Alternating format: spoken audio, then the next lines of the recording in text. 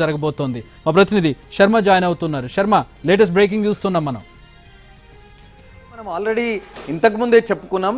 Already అతను ఒక quash petition అలాగే యాంటిసిపేటరీ బెయిల్ పిటిషన్ రెండు కూడా గతంలో ఆ పుష్ప 2 సినిమా రిలీజ్ తర్వాత జరిగినటువంటి పరిణామాలపైన చిక్కడపల్లి పోలీసులు ఏదైతే కేసు నమోదు చేశారో ఆ కేసును క్వాష్ చేయాలని ఒక పిటిషన్, మరొకటి యాంటిసిపేటరీ బెయిల్ పిటిషన్ కూడా రెండు దాఖలు చేశారు. కానీ నిన్న కూడా విచారణ జరగాల్సి ఉంది, కానీ ఐటమ్ రీచ్ కాకపోవడంతో వాయిదా పడింది. మళ్ళీ ఇవాళ ఈ అరెస్ట్ తర్వాత జరిగినటువంటి పరిణామాల నేపథ్యంలోనే ఈ లంచ్ మోషన్ పిటిషన్ ఉదయం దాఖలైంది. దానికి సంబంధించి మధ్యాహ్నం విచారణ జరిగేటువంటి అవకాశం ఉంది అని, కానీ అరెస్టు చేయకూడదంటూ అందులో పేర్కొన్నారు కాబట్టి ఇప్పటికే అరెస్ట్ అయ్యాడు.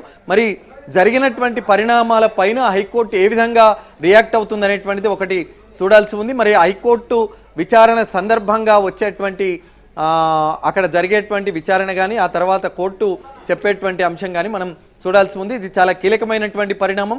మధ్యాహ్నం 2:30కు కోర్టులో విచారించేటువంటి సందర్భంలో ఏ అంశాలు వెలుగులోకి వస్తాయనేటువంటిది కూడా మనం చూడాల్సి ఉంది. చక్రి, రైట్.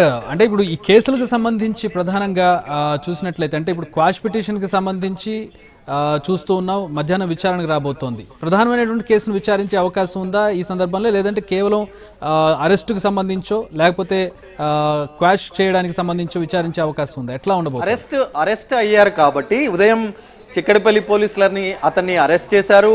మళ్ళీ ఇప్పుడు ఆసుపత్రికి కూడా తరలిస్తున్నారు. వైద్య పరీక్షలు నిర్వహించిన తర్వాత న్యాయస్థానం ముందు హాజరుపరుస్తారు. అంటే నాంపల్లి మెట్రోపాలిటన్ మెజిస్ట్రేట్ ముందు అతన్ని హాజరుపరుస్తారు. మరి ఇప్పుడు విచారణ అన్నది హైకోర్టులో జరగబోతోంది. 2:30కు అతనికి సంబంధించినటువంటి క్వాష్ పిటిషన్కు సంబంధించినటువంటి వ్యవహారం హైకోర్టులో జరగబోతుంది. కాబట్టి మరి అంతవరకు వేచి చూస్తారా, లేకుంటే న్యాయస్థానం ముందు పరుస్తారా అనేటువంటిది ఒకటి చూడాల్సి ఉంది. మొత్తానికి మధ్యాహ్నం 2:30కు హైకోర్టులో జరిగేటువంటి విచారణే చాలా కీలకమైనటువంటి అంశం. దాన్ని మనం అప్పటి వరకు మనం వేచి చూడాలి. అప్పుడు హైకోర్టులో వచ్చేటువంటి అంశాల ఆధారంగా ఏం జరుగుతుంది అనేటువంటిది చూడాల్సి ఉంది. చక్రి, రైట్. ఇప్పుడు అంటే లీగల్ ప్రొసీజర్స్ ఏ విధంగా ఉంటాయి? సాధారణంగా ఇప్పుడు అరెస్ట్ చేసామని ప్రకటించారు, సిపి ప్రకటించారు. వైద్య పరీక్షల తర్వాత స్టేట్మెంట్ రికార్డ్ చేయడం, 24 గంటల లోపు నిందితుడిని కోర్టులో ప్రొడ్యూస్ చేయడం, ఇది కదా సాధారణంగా జరిగేది. అలాగే ఉంటుంది ప్రొసీజర్.